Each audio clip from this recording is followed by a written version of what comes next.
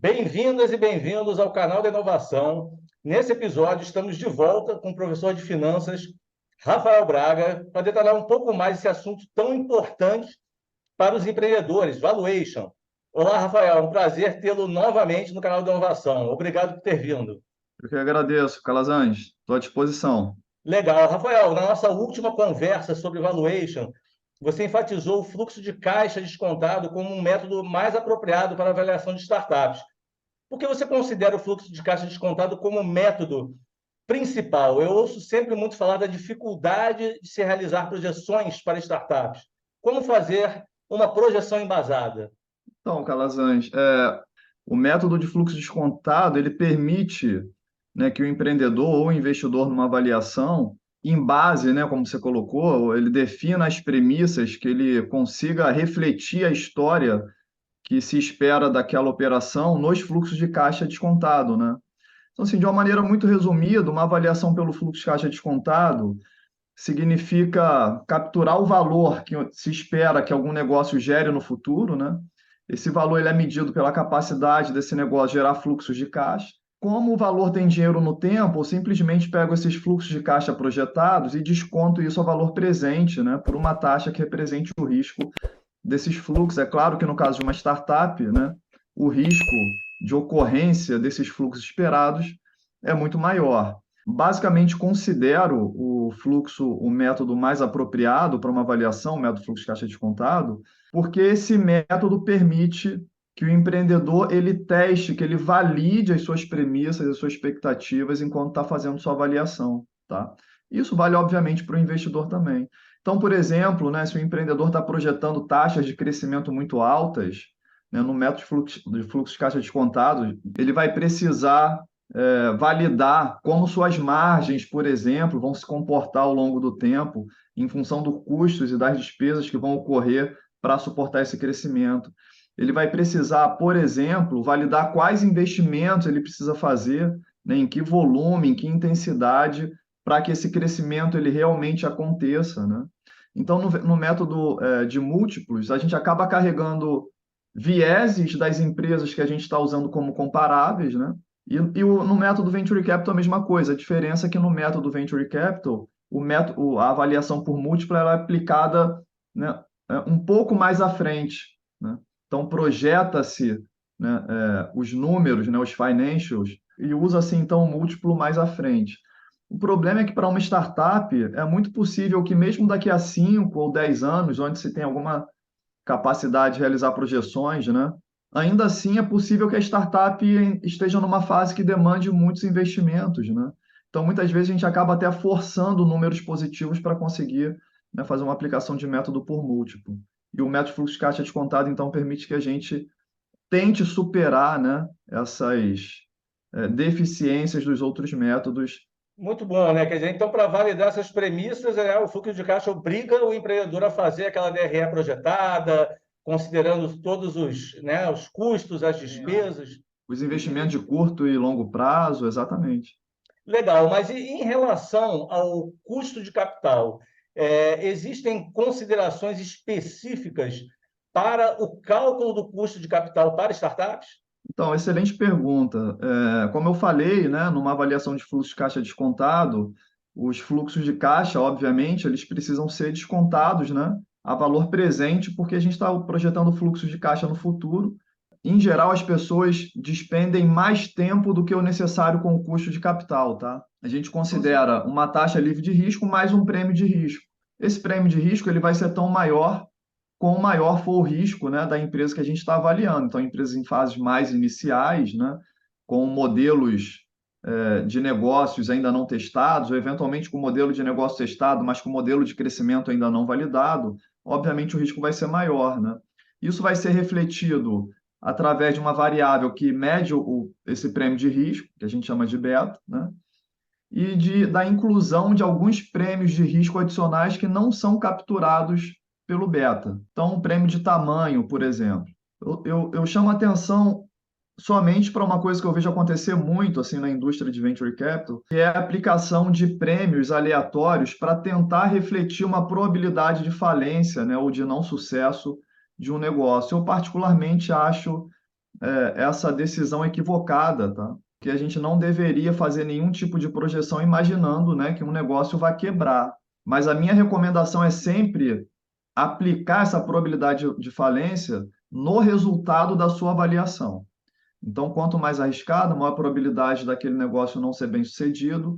Então, você aplica uma espécie de uma árvore de decisão, né, para aquele negócio sobreviver ou não, mas não carregar essa probabilidade de falência para a taxa. Por isso que a gente vê alguns negócios sendo descontados a taxa de 50%, 60%, né? Qual a sua experiência? Geralmente, essa taxa, esse prêmio de risco, eles são negociáveis ou eles são colocados pelo investidor e é isso? Como é que funciona essa lógica?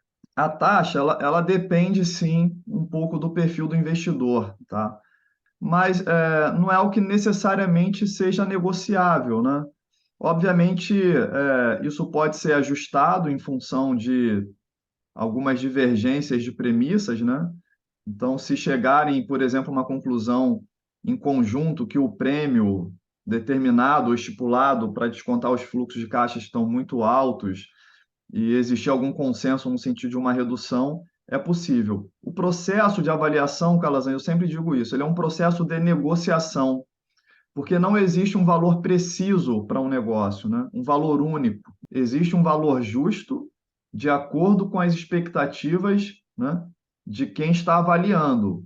Então, repara que essas expectativas podem mudar, inclusive, em função do perfil de investidor, né? Então, se é um investidor financeiro, né, as expectativas podem ser uma. Se é um investidor corporativo, que eventualmente pode se valer de sinergias com a empresa que ele está comprando, as expectativas e o valor pode ser outro. Então para que serve a avaliação? A avaliação é uma base para negociação. Nas expectativas, aproveitando para complementar, obviamente também não existe um único cenário, né? Então, é recomendável também que se realize uma análise de cenário, uma análise de sensibilidade, dado que a gente está fazendo uma avaliação para precificar incertezas no futuro, né?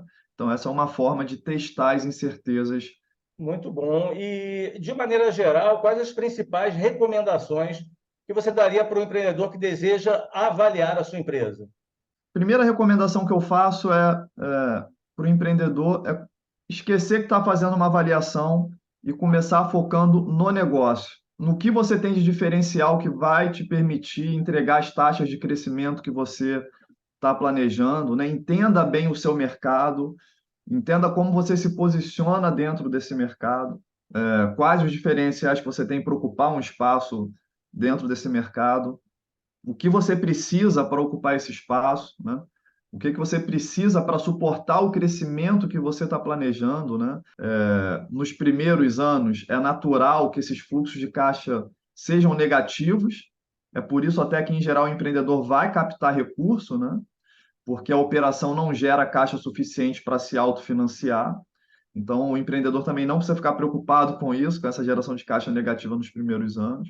A segunda dica, não ter medo de errar, né? Muito empreendedor trava porque acha que tem que fazer avaliação com, né, alta precisão, não pode cometer nenhum equívoco. A gente está fazendo projeções, né? A única certeza que a gente tem é que a gente vai errar. Para o empreendedor, esse trabalho, esse esforço é fundamental no sentido de que ele vai conseguir refinar cada vez mais as suas projeções à medida que ele vai monitorando o seu resultado vis-à-vis aquilo que ele projetou. Uma terceira dica é tentar não ser tão preciosista, né, na definição dos números, no detalhamento dos números para suas projeções. Então, por exemplo, você não precisa necessariamente projetar suas despesas de escritório, né?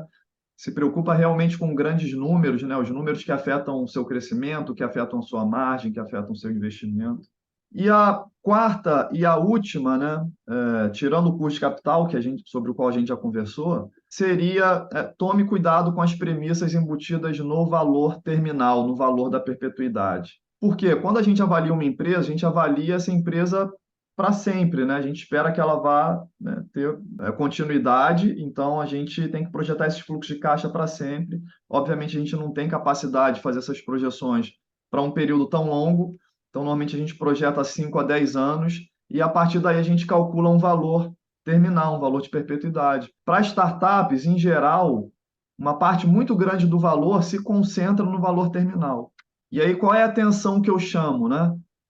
Tomar cuidado para não estabelecer uma taxa de crescimento muito grande na perpetuidade, porque é muito pouco provável, né, que uma empresa cresça mais do que a economia para sempre, né? E pelo fato das projeções não alcançarem fluxos de caixas muito expressivos durante o período de projeção, continuarem, né, ou manterem uma taxa de crescimento muito grande na perpetuidade. Eu chamaria atenção para isso, tá? Prever que uma startup provavelmente vá continuar realizando investimentos, né, mesmo depois do período de projeção. Em geral, as pessoas fazem isso, né? Mantém uma taxa de crescimento na perpetuidade ainda muito alta, e considera que o investimento ele vai se anular e ele vai ser necessário somente, né, para manutenção, aquele investimento que cancela a depreciação, tá?